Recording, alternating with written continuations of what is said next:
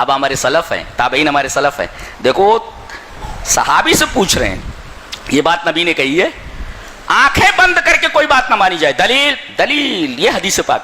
وعن عدی بن حاتم رضی اللہ تعالی عنہ قال اتيت النبي صلى الله عليه وسلم وفي عنقي صليب من ذهب فقال يا عدي اطرح عنك هذا الوثن وسمعته يقرأ في سورة براءة اتخذوا احبارهم ورهبانهم اربابا من دون الله قال اما انهم لم يكونوا يعبدونهم ولكنهم كانوا اذا احلوا لهم شيئا استحلوه واذا حرموا عليهم شيئا حرموا. رواه الترمذي في كتاب تفسير القرآن. امام ترمذی رحمہ اللہ کتاب و تفسیر القرآن، جہاں انہوں نے تفسیر قرآن کا چیپٹر باندھا ہے، وہاں یہ روایت موجود ہے حضرت عدی بن حاتم سے. یہ حاتم تائی کے بیٹے ہیں، عیسائی تھے، یہ مسلمان ہوئے. کہتے ہیں کہ میں نبی کریم صلی اللہ علیہ وسلم کے پاس آیا، میں اس وقت اسلام نہیں لایا تھا، اور میرے گلے میں صلیب تھا. وہ کراس ہوتا ہے نا، کراس، وہ سونے کا کراس تھا. صلیب من ذہب یعنی کراس میڈ آف گولڈ، صلیب من ذہب، یہ لٹکا ہوا تھا اسے. نبی نے سب سے پہلے دیکھ کر یہ کہا یا عدی اطرح عنک ھذا الوثن، اس بت کو اپنے گلے سے نکال پھینک. اللہ، کوئی گلے میں تعویذ لٹکائے ہوئے، کہاں کا ہے وہ؟ فلاں شریف جگہ کا ہے. یا ہاتھ میں کیا باندھے ہو؟ فلاں شریف جگہ کا یہ ہے.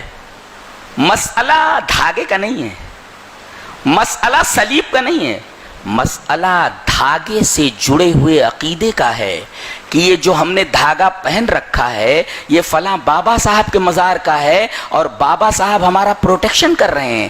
مسئلہ دھاگے کا نہیں ہے، مسئلہ صلیب کا نہیں ہے، مسئلہ اس دھاگے اور صلیب کے ساتھ جڑے ہوئے عقیدے کا ہے. اسی وجہ سے نبی نے کہا یہ بت ہے، یہ بت ہے.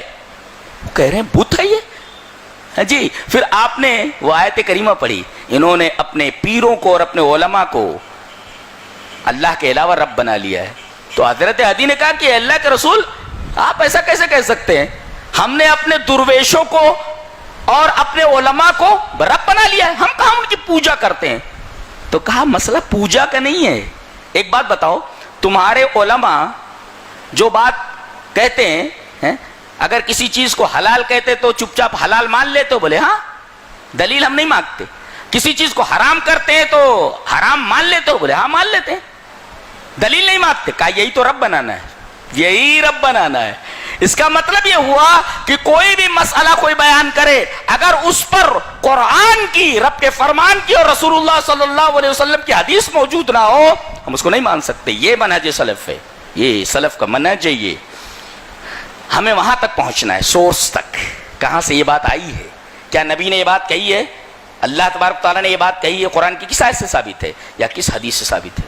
جی سمجھ میں آیا؟ آنکھیں بند کر کے کسی بات کو نہیں ماننا ہے. اور آنکھیں بند کر کے آدمی ماننے لگے، حلال کہے تو حلال، حرام کہے تو حرام، آنکھیں بند کر کے، دلیل کچھ بھی نہ ہو، یہ رب بنا لینا ہے اپنے علماء کو اور اپنے درویشوں کو.